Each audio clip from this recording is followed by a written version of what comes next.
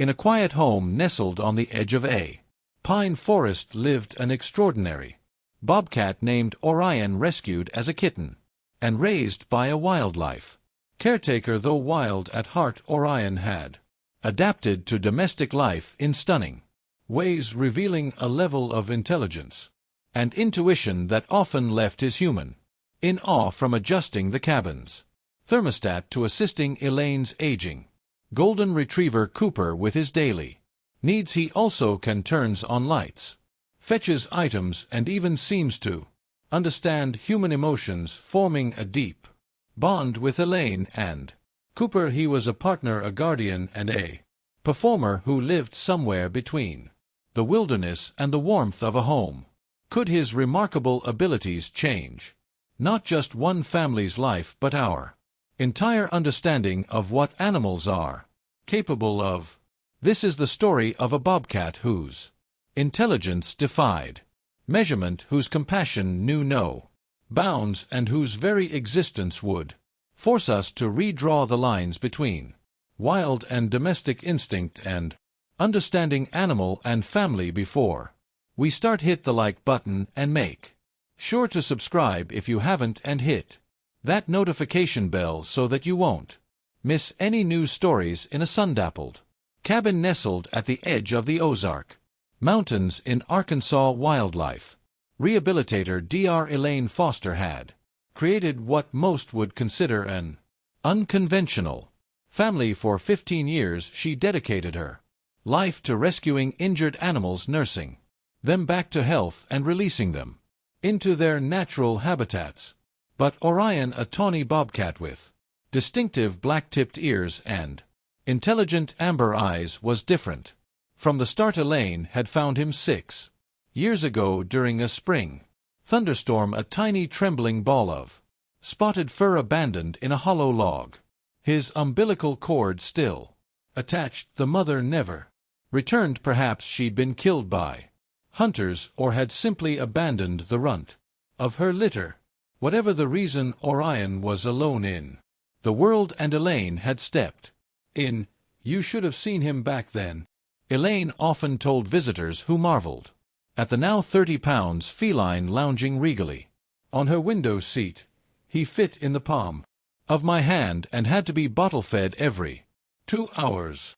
Her old golden retriever Cooper had immediately appointed himself as Orion's guardian, cleaning the kitten's fuzzy face after every meal and curling around him during naps. Now at 12 years old, with a graying muzzle, Cooper still treated Orion with the same gentle patience, even as their roles had gradually reversed. When wildlife officials finally came to assess Orion's rehabilitation progress, they delivered disappointing news. The bobcat had imprinted too strongly on humans. He would never develop the natural weariness needed to survive in the wild. Elaine had secretly been relieved by then. Orion had already established himself as something special, something that defied ordinary classification. Elaine's neighbor Frank Wilson, a retired biology professor with a perpetual squint and an encyclopedic knowledge of North American wildlife, had come over one evening to observe Orion. "I've studied wild cats for 40 years, he'd said, watching with astonishment as Orion methodically stacked wooden blocks in ascending size order, "and I've never seen anything like this. It's not just learned behavior, he's problem-solving that's rare even in the most intelligent domesticated animals." Frank had been the one to jokingly suggest that Orion's IQ must be around 200. A quip that stuck after Orion began demonstrating abilities that seemed impossible for a wild animal. On a crisp autumn morning, Elaine sat at her kitchen table nursing a steaming cup of coffee while reviewing patient files. As a part-time veterinarian at the local wildlife center, she had a stack of paperwork to complete before noon. Cooper snored softly from his plush bed in the corner, occasional dream whimpers escaping his graying muzzle. The cabin had grown chilly overnight as temperatures dipped into The low 40s Elaine had meant to turn on the heat but had forgotten in her rush to respond to an emergency call about an injured barred owl the previous evening. Across the room Orion lounged on his favorite perch, a custom-built shelf near the ceiling that allowed him to survey his domain from above. His ears perked forward as he observed Elaine's slight shiver. With silent grace he stretched, descended via a series of platforms designed for his use, and padded across the hardwood floor. Elaine, engrossed in her files, didn't notice him approach the thermostat mounted on the wall. With careful precision, Orion rose onto his hind legs, extended one paw, and pressed the up arrow button 3 times. The heating system hummed to life. "Well, thank you," Elaine chuckled finally, looking up as warm air began flowing from the vents. "I was just about to do that myself." Orion blinked slowly at her, the feline equivalent of a smile, before sauntering to the kitchen counter. There he nudged his empty water bowl with enough force to create a clear, resonant ping against the ceramic backsplash.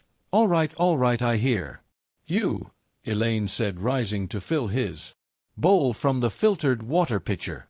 These morning rituals had become so commonplace that Elaine sometimes forgot how extraordinary they truly were. It wasn't until her sister Jennifer visited from Chicago with her 8-year-old twins that Elaine was reminded of just how unique her household dynamics had become. "Aunt Elaine, is it true you have a real bobcat?" Max called, tumbling from the car before Jennifer had fully parked in the gravel driveway. "A wild bobcat," his sister Maya corrected with authority. "Mom says he's super smart, like smarter than some people." Jennifer shot Elaine an apologetic look as she unloaded their luggage. "I may have hyped up your unusual pet situation a bit too much. They haven't talked about anything else for weeks. He's not exactly a pet," Elaine explained, shepherding the excited children onto the porch. "Orion is a wild animal who happens to live with me because he can't survive in the forest on his own. We have a special arrangement." "Where is he?" Maya asked, peering eagerly through the screen door. "Probably watching us right now," Elaine said with a smile. "He's quite curious about visitors, but he likes to observe from a distance first." Cooper greeted them enthusiastically, his tail wagging in wide arcs as the children lavished him with attention. Jennifer hung back, glancing nervously around the cabin. "Relax," Elaine assured her. "Arion has never shown aggression toward humans. He's cautious around strangers, but he's gentle, especially with children. Just let him come to you on his terms."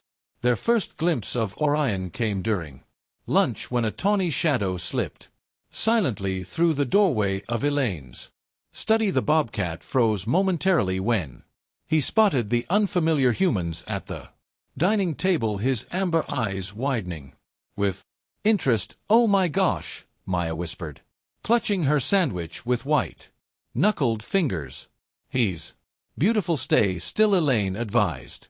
"Quietly let him decide what happens next." What happened next left even Elaine speechless. Orion approached the table with measured steps, his gaze fixed on Max, who was trying unsuccessfully to open a small bag of chips. The bobcat sat beside the boy's chair, reached up with one paw and delicately took the corner of the bag between his teeth. With a swift, controlled motion, he tore the top open, then backed away and settled onto his hunches, watching expectantly.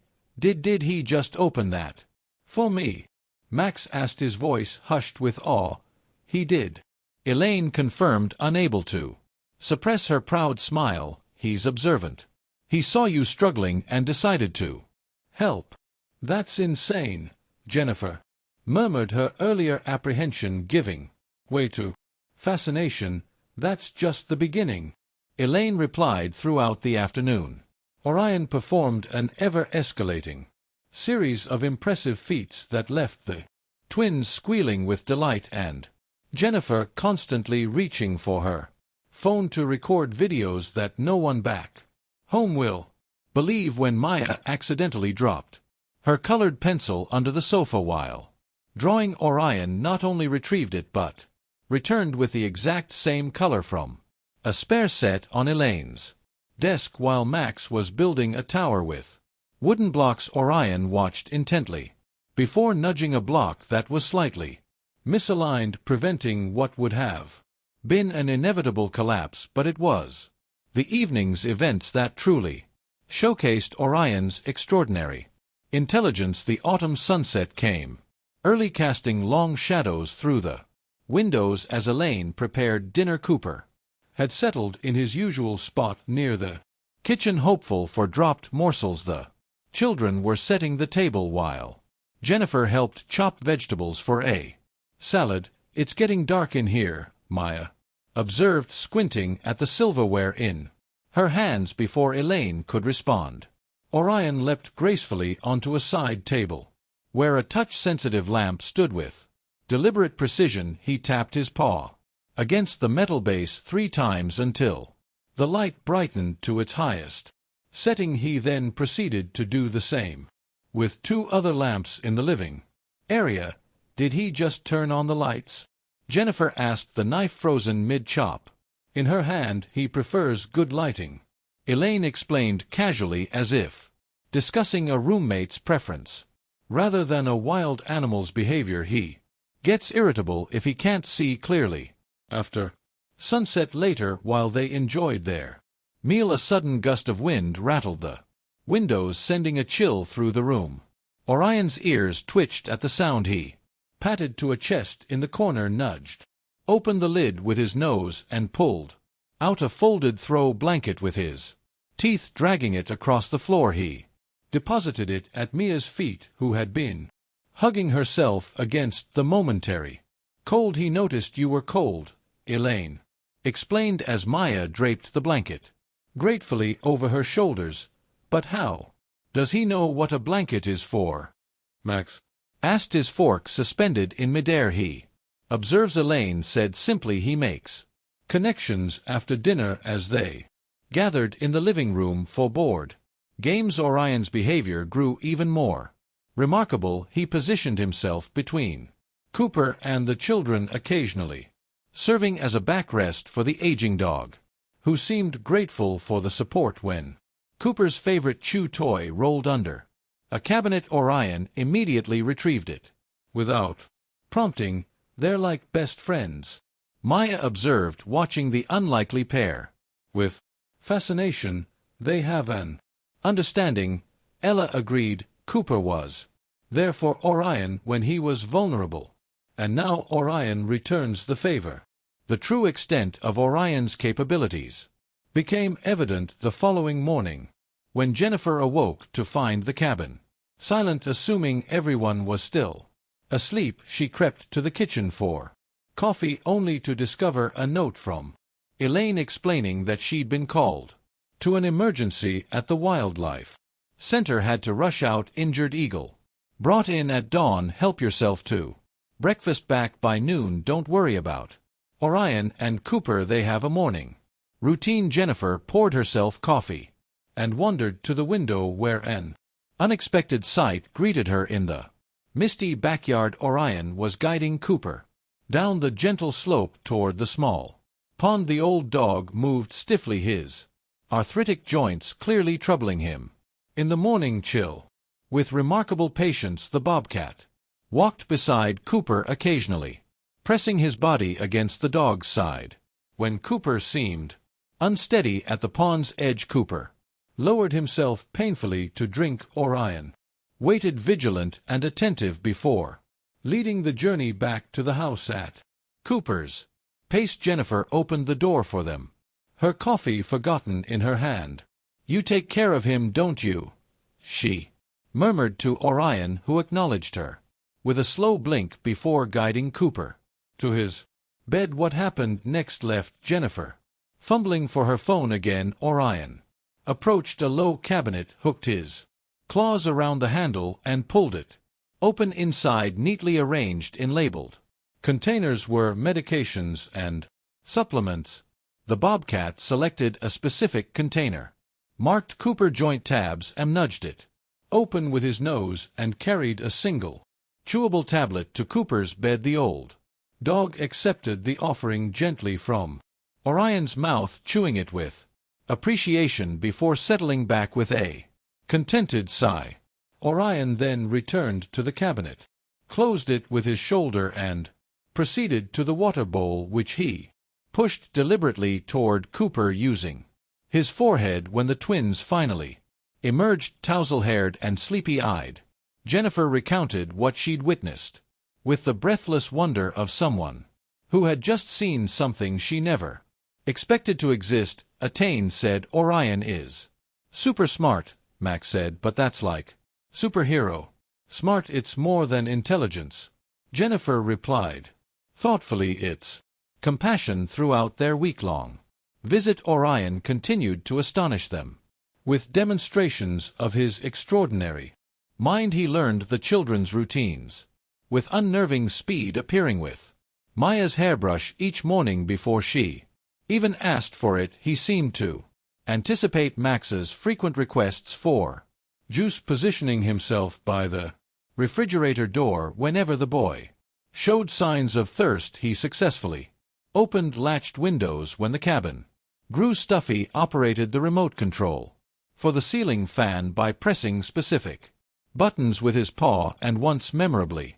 unplugged Jennifer's phone charger when it began making the subtle buzzing noise that indicates a faulty connection.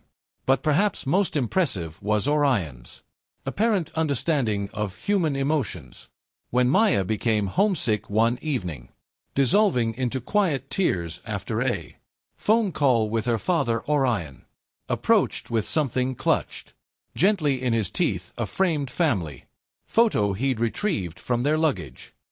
He placed it carefully beside her, then pressed his warm body against her side until her tears subsided. How does he know? Maya had whispered to Elaine later. It's like he can read my mind, not your mind, Elaine corrected gently. Your heart. On their final evening, as they sat around a crackling fire sharing stories and roasting marshmallows, Jennifer finally asked the question that had been simmering beneath the surface of their visit.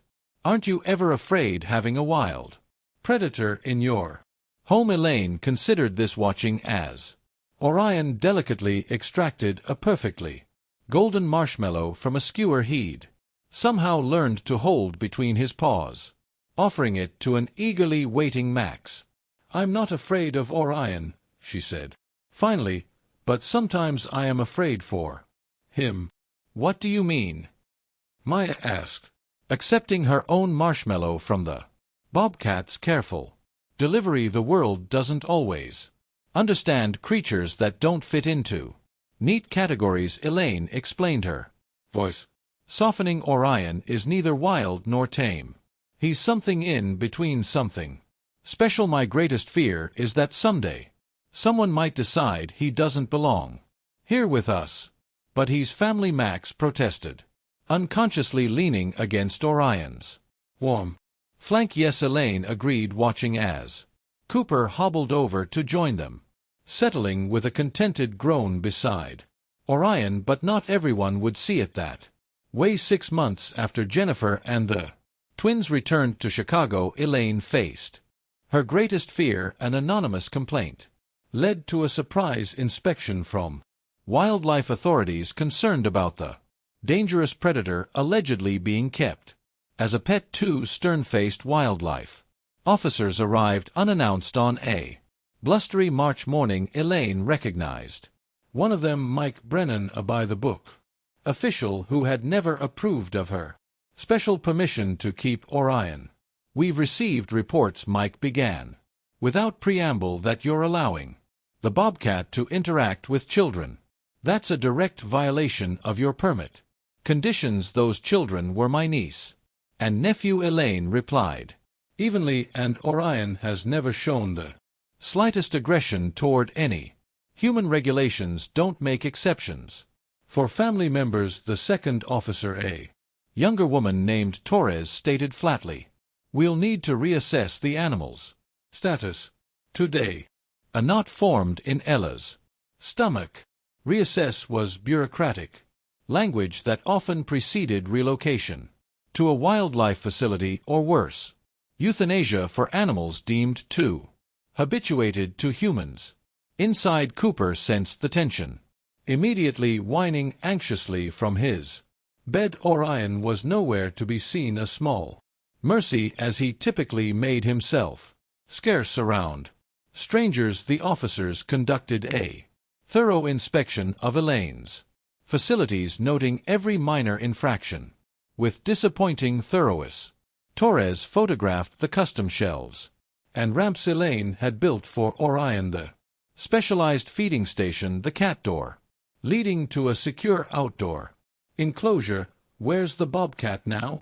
Mike finally asked, flipping through his citation book with ominous deliberation. "Probably hiding," Elaine admitted. "He's sensitive to strangers, especially those in uniforms." As if on cue, a series of distressed whimpers came from Cooper's bed. The old dog was struggling to rise his back legs, splaying uselessly beneath him. In recent weeks his arthritis had worsened considerably, and today seemed particularly bad. "Cooper, stay down, boy," Elaine called, moving toward him. "I'll bring your medicine." Before she could reach the cabinet, however, Orion appeared silently from wherever he'd been hiding. With all eyes on him, the Bobcat padded directly to the medicine cabinet, opened it as he'd done countless times before, and selected Cooper's pain medication container. The officers watched in stunned silence as Orion carried the container to Elaine, placed it in her outstretched hand, then returned to Cooper, gently nudging the old dog back into a comfortable position. "Did that just happen?" Torres whispered, her official demeanor momentarily forgotten. Elaine administered Cooper's medication, then turned to face the officers. "This is what I've been trying to explain in my reports. Orion isn't just a Bobcat I rescued.